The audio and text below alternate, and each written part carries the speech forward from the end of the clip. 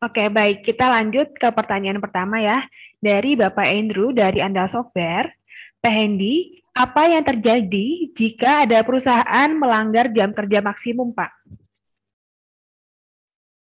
Misalkan dia jam jam kerjanya jam 8 sampai jam 5 gitu ya. Terus ternyata jam kerjanya itu bukan jam 9, bukan jam 8 sampai jam 5. Misalkan jam 8 sampai jam 6.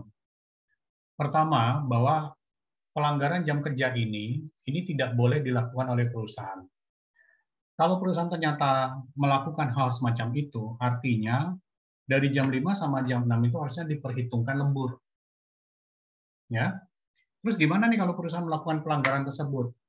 Kita bisa melaporkan hal itu kepada Dinas Tenaga Kerja atau kantor tenaga kerja setempat. Tujuannya adalah untuk kasih tahu bahwa terjadi pelanggaran nih dilakukan oleh perusahaan. Seperti tadi yang saya sampaikan bahwa perusahaan yang melakukan pelanggaran Undang-Undang Tenaga Kerja ini, mereka itu bisa terkena sanksi perdata. Mereka bisa didenda itu 100 juta. Yang terberat itu izinnya bisa dicabut.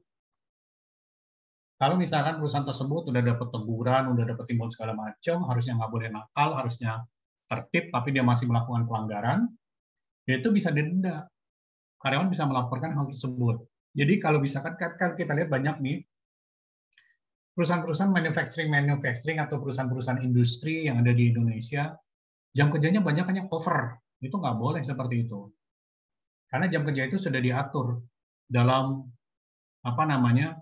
Dalam jam kerja itu maksimum 40 jam. Lebihnya mesti dihitung dengan lembur. Jadi kalau ada pelanggaran itu tidak boleh.